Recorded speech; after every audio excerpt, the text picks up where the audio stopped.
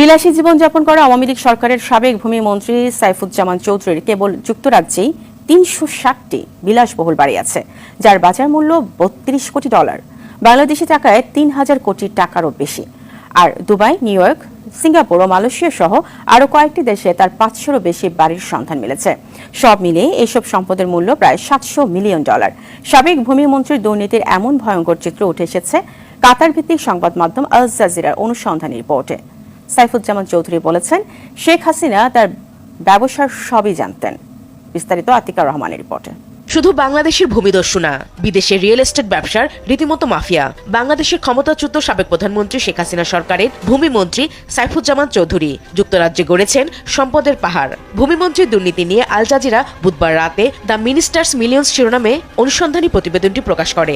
সেখানে দেখানো হয়েছে যুক্তরাজ্যে ৩৬০টি বাড়ির মালিক চট্টগ্রামের আনোয়ারার সাবেক MP Saifuzzaman Chowdhury.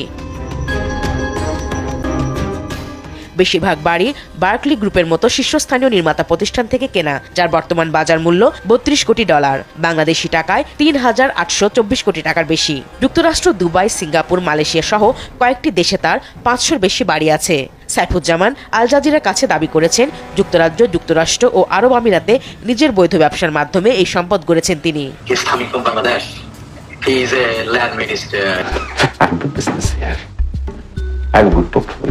And I also have a portfolio in Dubai. I have the best property in downtown.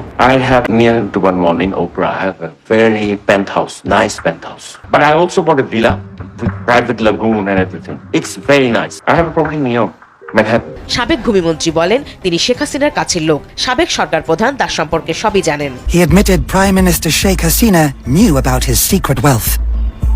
She knows I have a business here. We asked how he had financed his spending spree.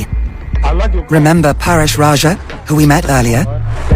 The Paresh in the Eastern. আল জাজিরার অনুসন্ধানী দলের কাছে বাংলাদেশের সাবেক ভূমিমন্ত্রী সাইফুজ্জামান তার বিলাসী জীবনের গল্প করেছেন। সাইফুজ্জামান জানিয়েছেন, তিনি টেইলর মেডের জুতা, হেরডসো ব্র্যান্ডের কাস্টম মেড জুতা পরেন। এটি তৈরি হতে 4 মাস সময় লাগে। এক একটি জুতার দাম ৩,০০০ পাউন্ডের বেশি, বাংলাদেশি মুদ্রায় যা ৫.৫ লাখ টাকা। বিশেষ ওই জুতা উট পাখি ও কুমিরের বুকে চামড়া দিয়ে তৈরি। কিছু জুতার দাম ৬,০০০ পাউন্ড, বাংলাদেশি টাকায় ৯,৫০,০০০। তিনি লন্ডন থেকে স্যুট কেনেন, যার পেছনে ব্যয় করেন ২-৩ হাজার পাউন্ড। তার কালেকশনে রয়েছে সুপার 200, সুপার 180 মডেলের স্যুট, যার এক একটির দাম ৬,০০০ pound. I love suits. The Super 200 costs 6,000 pounds. Bangladesh থেকে পাচার করা অর্থ দিয়ে লন্ডনে বিলাসবহুল জীবনযাপন করেন তিনি।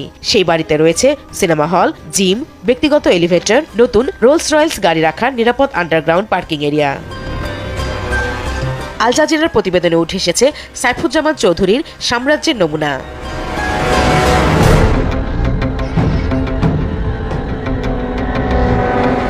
২০২৩ সালে ট্রান্সপারেন্সি ইন্টারন্যাশনাল বাংলাদেশ দুদকে সাইফুজ্জামান চৌধুরীর দুর্নীতি নিয়ে রিপোর্ট দিলেও সংস্থাটি তখন আমলে নেয়নি। তবে অন্তর্বর্তী সরকার তার বিরুদ্ধে অর্থ পাচারের অভিযোগ এনে তদন্ত শুরু করেছে। ইতিমধ্যে ব্যাংক অ্যাকাউন্ট জব্দ এবং তার পরিবারের মালিকানাধীন ইউসিবিএল ব্যাংকের নিয়ন্ত্রণ নিয়েছে। ৫ আগস্ট ছাত্র জনতার গণবিপ্লবের আগেই সাইফুজ্জামান দেশ ছেড়ে পালিয়ে যান।